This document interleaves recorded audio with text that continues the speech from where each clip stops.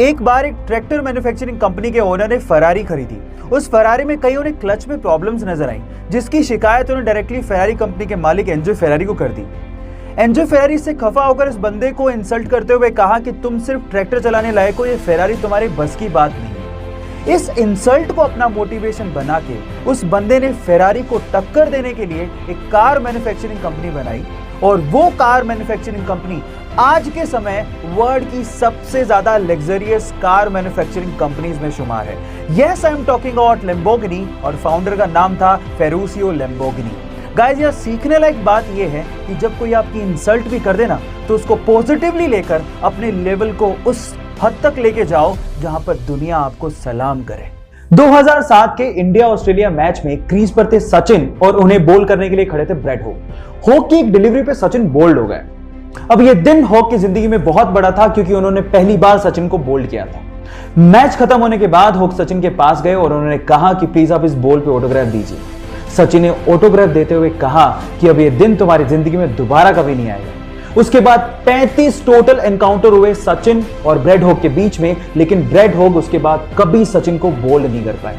अब ये स्टोरी शायद आपने पहले भी सुनी होगी, मैं आपको क्यों सुना रहा हूं, क्योंकि मैं जानता हूं कि जब आप पब्लिकली कोई कमिटमेंट करते हो तो उसको पूरा करने के लिए जान लगा देते हो। तो आज आपके पास मौका है, इस वीडियो के नीचे आप लिखो कि आप क्या बनना चाहते हो, पब्लिकली बताओ, और उसके बाद उसको पूरा करने के लिए जी जान लगा दो। गाइस, एंशिएंट टाइम में यानी पुराने जमाने में हमारे इंटेलेक्चुअल्स को लगता था कि मैथ्स में एक ऐसा कोई सिंबल होना चाहिए विच रिप्रेजेंट्स नथिंग, यानी नथिंग को रिप्रेजेंट करने के लिए भी तो कोई सिंबल होना चाहिए।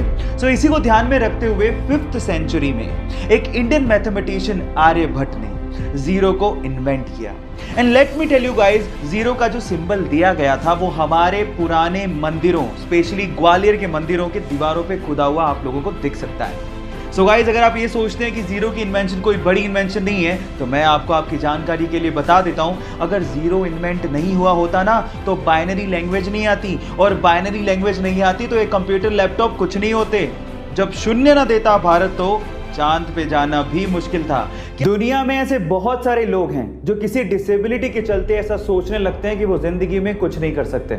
अगर आप भी उनमें से एक हैं तो चलो मैं आपको एक जिंदा दिल लड़की से मिलवाता हूं। उस लड़की का नाम है जिलू मोल, जो कि केरला के एक छोटे से गांव करीमपुर से बिलोंग करती हैं। जब ये पैदा हुई थी तो इनके हाथ ही नहीं थे। लोगों को ऐसा लगता था कि अभी जिंदगी में कुछ नहीं कर सकती, लेकिन इसके उलट उन्होंने कुछ ऐसा कर दिखाया जिससे आपके हौसले भी बुलंद हो जाएंगे।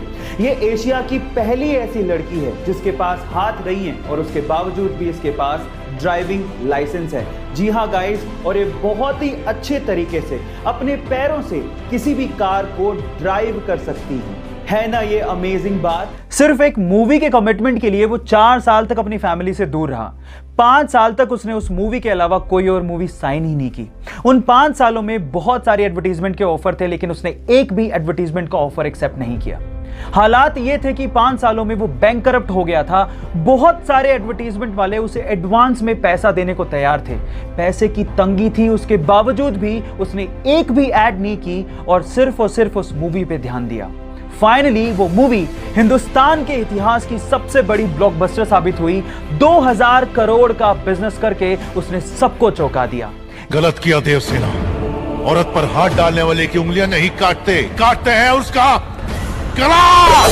Yes, I am talking about Baahubali, और स्टार एक्टर का नाम है प्रभास।